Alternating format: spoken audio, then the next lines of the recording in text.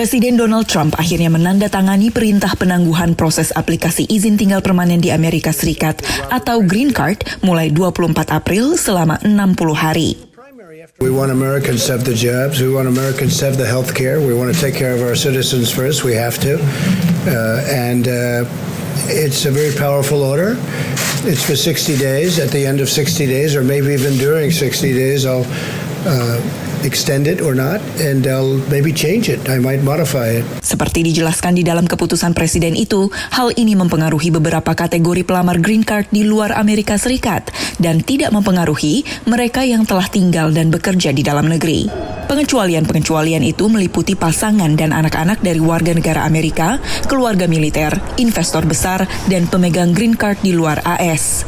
Juga pekerja temporer seperti mereka yang bekerja musiman di perkebunan.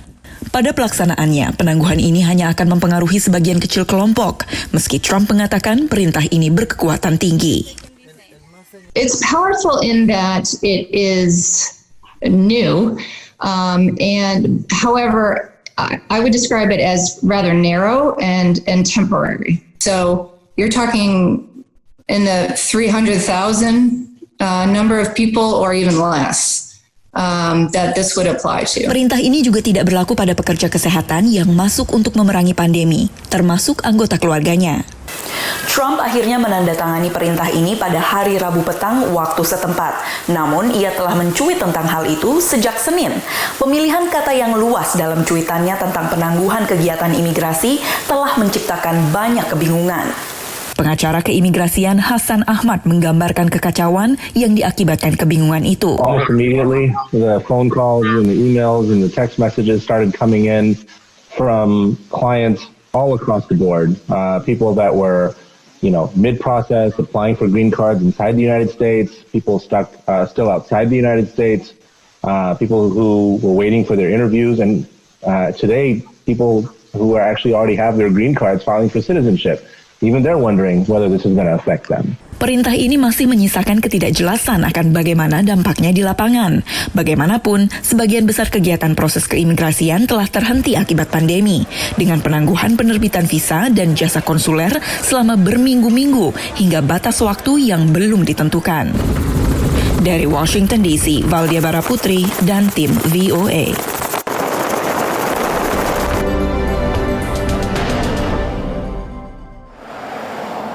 Johnson 55 tahun menghabiskan 3 malam dalam perawatan intensif dengan penyakit COVID-19. Seorang juru bicara menegaskan Johnson kembali ke kediamannya di Downing Street pada hari Minggu malam setelah 2 minggu beristirahat. Dia akan kembali bekerja penuh pada Senin ini. Johnson diperkirakan akan mengumumkan rencana untuk mengurangi lockdown akibat virus corona yang sudah berjalan sebulan. Jumlah resmi kematian terkait COVID-19 di rumah sakit di seluruh Inggris naik menjadi 20.732 orang. Ini berarti naik 413 orang dalam 24 jam. Sementara kasus yang dikonfirmasi sendiri yaitu di 152.840 orang. Ini berarti naik 4.463 orang.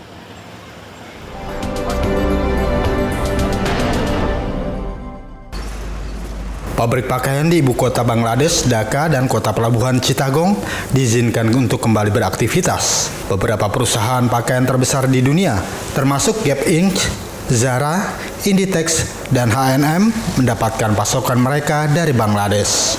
Bangladesh adalah lokasi bagi sekitar 4.000 pabrik garmen yang memperkerjakan 4,1 juta pekerja. Kelompok industri untuk sektor ini telah memperingatkan bahwa penutupan yang dimulai pada 26 Maret dapat menyebabkan negara tersebut kehilangan pendapatan ekspor tahun ini hingga 6 miliar dolar Amerika.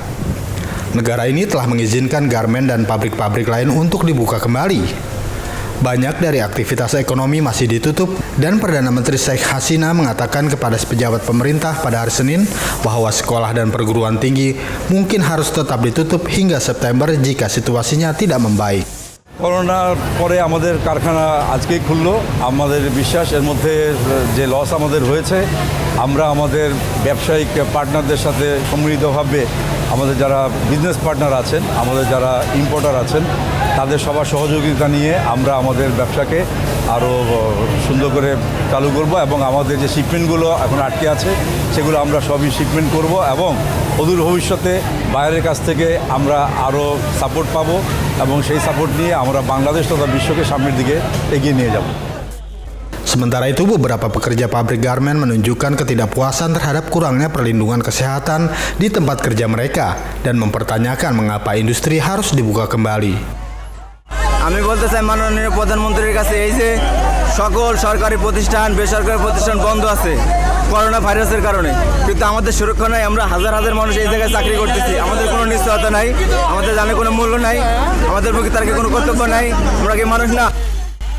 Bangladesh melaporkan hampir 500 kasus baru virus corona pada hari Senin sehingga total menjadi 5.913, diantaranya 152 orang telah meninggal. Dari Dhaka, Bangladesh, kontributor Nusantara TV melaporkan.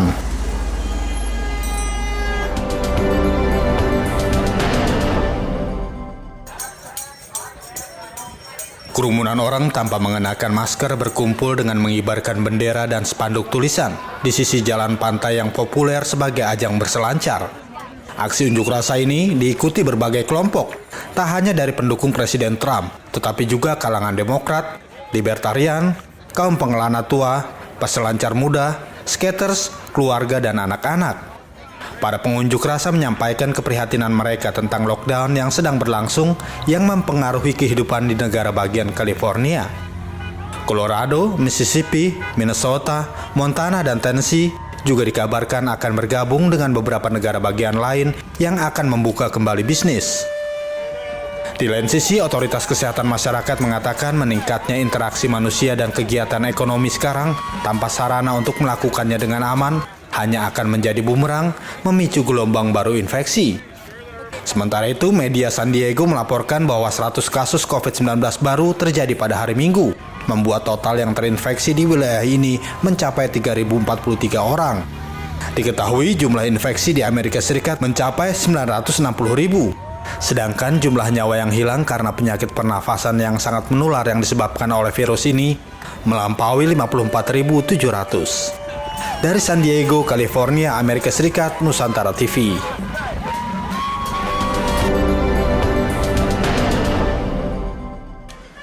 Demo hari kedua yang berujung pada pembakaran sejumlah bank juga dipicu oleh tewasnya seorang demonstran akibat tindakan keras pasukan keamanan dalam protes Senin malam. Bank-bank di Tripoli menjadi target putaran baru protes di kota terbesar kedua di Lebanon tersebut. Kerumunan orang menyaksikan dinding bangunan terbakar. Sementara itu, beberapa orang menyalakan api serta para penjara oportunistik pergi dengan mengangkut logam. Dalam beberapa minggu terakhir, nilai mata uang Lebanon telah anjlok di tengah kekurangan dolar. Tripoli, kota terbesar kedua di Lebanon, adalah salah satu daerah termiskin di negara itu dengan tingkat kemiskinan pada akhir 2019 sekitar 50%. Kota tersebut adalah titik fokus untuk protes anti pemerintah yang dimulai pada Oktober tahun lalu yang didorong oleh kemarahan yang meluas atas inefisiensi pemerintah, korupsi, dan ekonomi yang memburuk. وهيدا بداية الطريق، هيدا اللي عم تشوفه اليوم هون، هيدا بداية المشوار، بعدها ما بلشت، هيدا بداية المشوار، وخلينا نتحمله وجع الشارع وغضب الشارع. Gerakan protes mulai kehilangan momentum pada sekitar tahun baru 2020, tetapi ekonomi kian memburuk ketika negara itu berjuang untuk menahan pandemi global COVID-19. Lebanon sejauh ini secara komparatif berhasil dalam menahan penyebaran penyakit, tetapi hanya dengan memaksakan langkah-langkah social distancing yang ketat yang kemudian menutup sebagian besar kegiatan ekonomi. Dalam bentrokan dengan pasukan keamanan selama demonstrasi hari Senin, seorang pemrotes berusia 26 tahun ditembak dan dibunuh. Menurut laporan media lokal, korban tewas di tangan tentara di sudut Al-Tol Square, yang di ujungnya berdiri menara jam Ottoman. Ratusan pemrotes berhadapan dengan pasukan keamanan. Dari Tripoli, Lebanon, kontributor Nusantara TV melaporkan. Kami masih akan kembali dengan informasi mancanegara menarik lainnya.